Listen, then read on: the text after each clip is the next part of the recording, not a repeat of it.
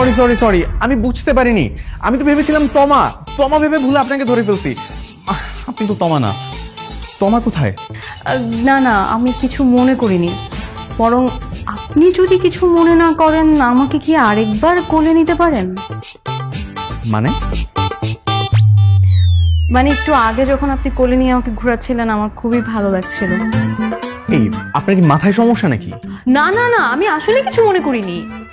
আরে কি সব কথাবার্তা, পাগল নাকি? হ্যাঁ, সরি, যা হয়েছে তার জন্য আমি ভুল হয়েছে, মাফ করে দিন। থাকেন। হায় আল্লাহ, আমি এতদিন এরকম একটা ছেলের জন্য ওয়েট করতেছিলাম। তুমি প্লিজ এই ছেলেটাকে পটানোর মতো কিছু বুদ্ধি আমাকে দাও। কি রে, তুই কিসের দোয়া করছিস এত?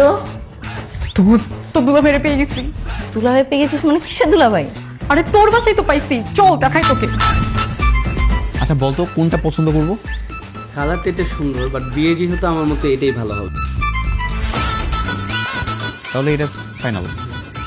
ওই যে মাটি কালার পোলো টি শার্ট পরা ছেলেটা। কি রে তোমার কি হয়েছে?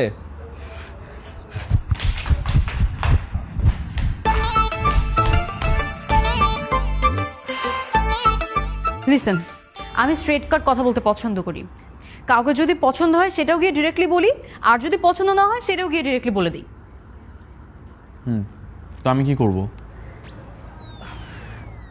আপনি একটু আগে যখন আমাকে কোলে তুলে ঘোরালেন, আমি তখনই আপনার প্রেমে পড়ে গিয়েছি। বিশ্বাস করেন, আমি আমার জীবনে আপনার মতো একজন মানুষ খুঁজছিলাম এতদিন ধরে। এই মেয়ে, আপনি যদি সত্যিই পাগল আপনি সেটা বোঝেন, আর আমি কি সেটা আপনি জানেন? না, জানি না, আর এখন জানার প্রয়োজন বোধ করছি না। প্রেম করার পর এমনিতেই সব জেনে যাব। এখন প্লিজ বলেন না that you love me a lot. Please please বলেন না। আরে অরিক, তুই কি করছিস এসব? চুপ কর। তোমা, ওর কথাই তো তোকে বলেছিলাম। আরে হাদারাম, এটাই তো আমার ভাইয়া। দুদিন পর তো ওরই বিয়ে। তুই আর আমি তো ওর বিয়ে খেতে এসেছি। কি, এটাই তোর ভাই? কিন্তু আমি তো তাকে অলরেডি মন দিয়ে ফেলেছি।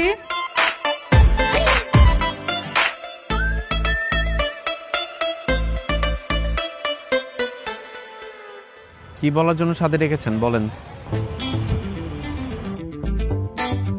আচ্ছা, আপনি যাকে বিয়ে করছেন তার সঙ্গে কি আপনার আগে প্রেম ছিল, নাকি এটা আঙ্কেল আন্টির পছন্দের মেয়ে? মা বাবার পছন্দের। তাহলে তো কোনো সমস্যাই নাই। চলুন আমরা আজই কাজে অফিসে গিয়ে বিয়েটা করে ফেলি। একবার বিয়ে হয়ে গেলে না, সবাই মেনে নেবে।